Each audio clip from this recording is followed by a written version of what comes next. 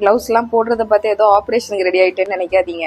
அப்புறம் வெஜிடேரியன்ஸ்லாம் இந்த video skip பண்ணிருங்க. என் அம்மா என்னமோ நான் இந்த மீன் கழுவுறதுல PhD எடுத்த மாதிரி வாங்கிட்டு வந்து மீன் எல்லாம் கழுவிதான் மக்களேன்னு கேட்டாங்க.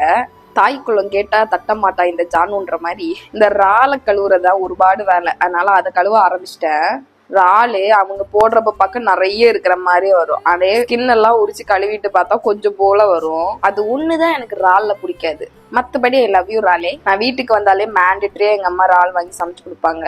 கடையில வாங்கி சாப்பிட்ற இறால் எனக்கு செட்டே ஆகாது. ஒரே ஒரு நாள் வாங்கி சாப்பிட்டு சாவ கிடந்தேன். அன்னையில இருந்து வீட்டுக்கு வந்தா மட்டும்தான் நான் இறால் சாப்பிடுவேன். மொத்தமா ஸ்கின் எல்லாம் உரிச்சு உள்ள இருக்கிற பிளாக் வரைக்கும் எடுத்துருவேன் நானு. எங்க அம்மா எப்பவுமே சொல்லுவாங்க இந்த மீட் எல்லாம் கழுவுனா எனக்கு என்னமோ அதை சாப்பிடவே தோணல மக்களே அப்படின்ட்டு. ஆனா நான் அப்படி இல்லடின்ற மாதிரி நான்லாம் கழுவுறத நானே சாப்பிட்டு முடிச்சிருவேன். இத்துடன் என் கன்னியாகுமரி வாழ்க்கை முடிந்தது.